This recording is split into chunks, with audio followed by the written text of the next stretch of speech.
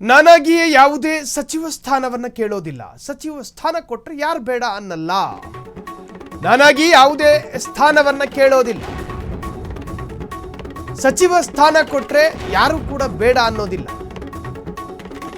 ಕಲಬುರಗಿಯಲ್ಲಿ ಎಂಎಲ್ಎ ಅಲ್ಲಮ ಪ್ರಭು ಪಾಟೀಲ್ ಹೇಳಿಕೆ ಕೊಟ್ಟಿದ್ದಾರೆ.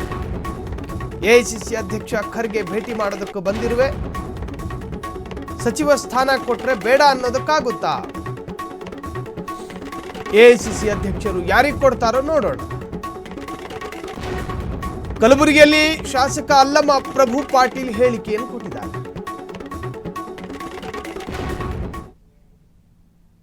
ಇಲ್ಲ, ಸಚಿವ ಸ್ಥಾನ ಬೇಕಂತ ಯಾಕೆ ಕೇಳಿಲ್ಲ ಅಂದ್ರೆ ನಮ್ಮವರೇ ಖರ್ಗೆ ಸಾಹೇಬರು ಎಐಸಿಸಿ ಅಧ್ಯಕ್ಷರು, ಅವ್ರಿಗೆಲ್ಲ ಗೊತ್ತದ ಯಾರಿಗೆ ಮಾಡಬೇಕು ಯಾರಿಗೆ ಬಿಡಬೇಕನ್ನು.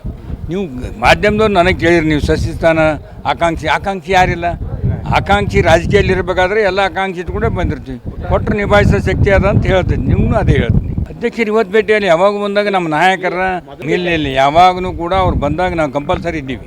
ಏನೋ ಅಚಾನಕ್ ಫಾರಿನ್ಗೆ ಹೋದರೆ ತಪ್ಪಬೇಕು. ಇಲ್ಲಿ ಇಂಡಿಯಾದಾಗಿದ್ದಾಗ ಮಾತ್ರ ನಾವು ಎಂದೂ ತಪ್ಪಿಸಿಲ್ಲ. ಅವರು ಬಂದೇ ಬರ್ತೀವಿ. ಅವ್ರಿಗೆ ಬಂದಾಗ ಪ್ರಶ್ನೆ ಬರೋಂಗಿಲ್ಲ. ಅವ್ರಿಗೆಲ್ಲ ಗೊತ್ತದ. ಅವರಿಗೆ ಹೇಳೋದಕ್ಕೆ ನಾವು ಯಾರು ನಗಚಟ್ಟಿಗೆ ಆಗ್ತದೆ ಹೇಳಿದ್ರೆ ಸಚಿವ ಸ್ಥಾನ ಅವ್ರಿಗೆ ಗೊತ್ತಿಲ್ಲ. ಅವ್ರು ಮಾಡೋರು ಯಾರಿಗೆ ಕೊಡಬೇಕು ಯಾರಿಗೆ ಎಲ್ಲ ವಿಚಾರ ಮಾಡಿ ಮಾಡ್ತಾರೆ. ಅವರು ಹೈಕಮಾಂಡ್ ಏನು ನಿರ್ಧಾರ ತಗೋದಕ್ಕೆ ಅದು ಬಂದರೆ ನಾನು ಇದೇ ಒಂದು ವಾಕ್ಯ ನಂದು ಯಾವಾಗಲೂ. ನಾನೇನು